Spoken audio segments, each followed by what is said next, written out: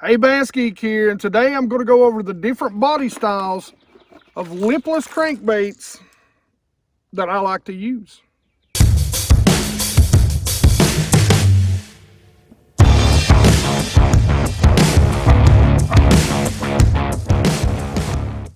Alright, so I'm going to talk to you about the different types of lipless, and lipless has been a big player for me this spring. Mainly because I'm back on the tournament trail, so I'm back out fishing a lot of the little lower, even though they're highlands lakes, lakes like Norris, Watts Bar, which is not a highlands lake, it's a lowlands lake, it's Tennessee River Lake, and even Cherokee have a lot more flats to them than the lakes that I'm normally used to fishing. But a lipless is something that I don't necessarily use on this lake, which I'm on Top Secret Lake P right now, mainly because it's a lot clearer. It's something that I'm going to have some heavy cloud cover and a little bit of wind to be able to really be successful with this bait. Now, there are times of years, time of year, this is one of those times of year, when this lake is coming up and it dirties up. Actually, that's one of my favorite times to use a lipless crankbait, is that time of year when a clear body of water tends to dirty up, because the bass in a clear lake generally tend to really be sight feeder dominant, and when it dirties up, they get a little more aggressive sometimes, especially if it's a warm up with the dirty water, and that's when you can really catch some big ones. But again, that's another video.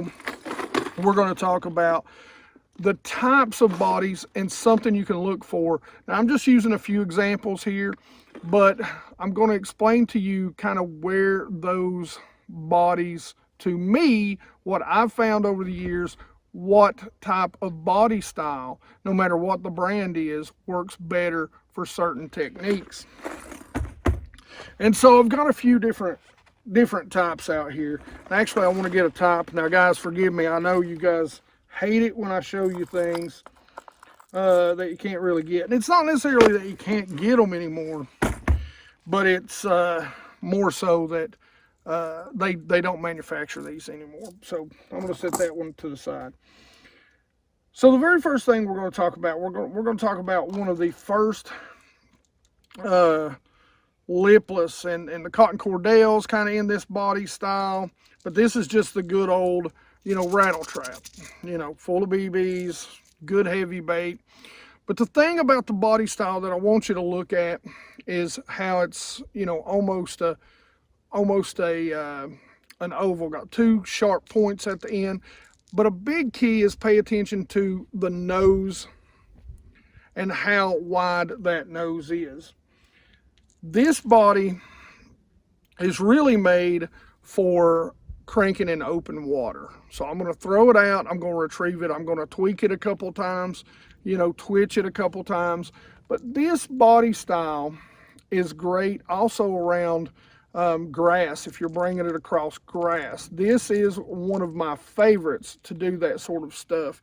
The fall on these types of baits, and another bait, which, the body style is almost identical, and it's one that I've used for years, which is the diamond shad. This was Strike King's original version of a lipless. Now you can tell, that nose is a little wide, and they'll deflect. That nose is a huge key if you're bringing it through and around like wood, stumps, especially. Where I live at, there's a lot of flats with a lot of stumps and, tires or whatever may be down on the bottom. This is a bait I'm not necessarily going to use for that. This bait I'm going to use maybe a little more for, like I said, targeting grass, something where I'm going to reel it, something where I'm going to, hop it off the bottom. A lot of times this is a great bait that I'm just going to be able to just barely lift off the bottom just to get it to shake and drop. That is a cranking bait to me. Kind of the same with this right here. Now you get into where baits, and I can even show you on this, you get a little more shad type bait. You know, it's a little shorter, a little fatter.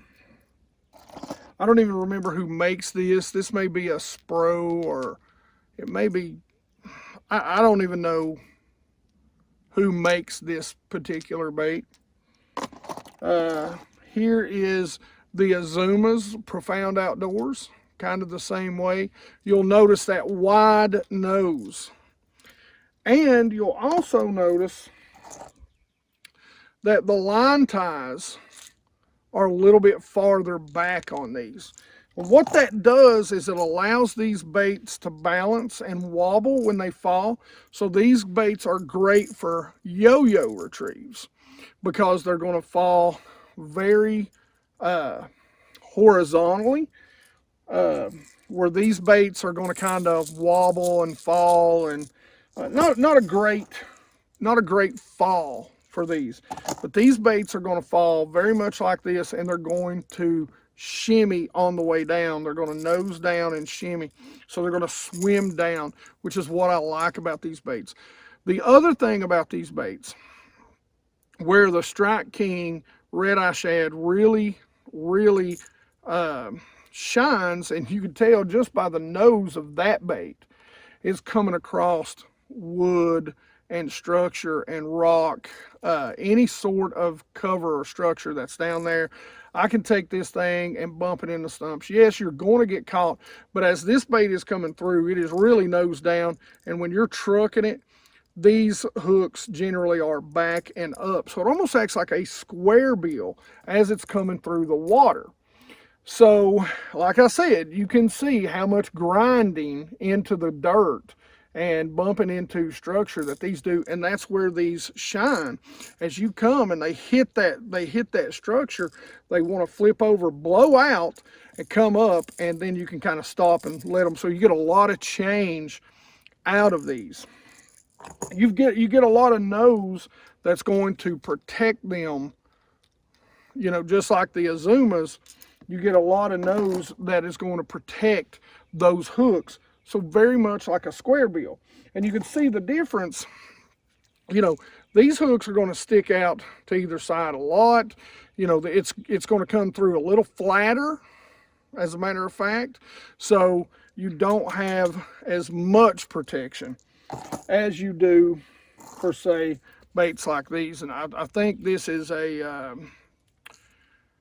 Ketchco version, so it's very much, you're going to get that good shimmy fall, and you've got that big, fat, wide, flat nose. Another example, of course, look how skinny that nose is. This has got a great fall to it. It's got a great shape, but this is not going to be something that I'm going to reel through a lot of stuff. Just because there's not a lot of protection. There's not a big flat nose on it. And this is the LV series by Lucky Craft.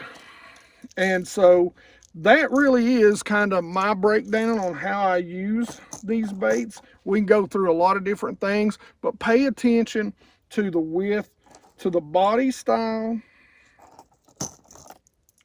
because that fall is going to be pretty big. So if I'm yo-yoing the bait, you know, I'm probably going to go with a body style like this. Not so much. Again, the Azumas are great. They shimmy as they fall.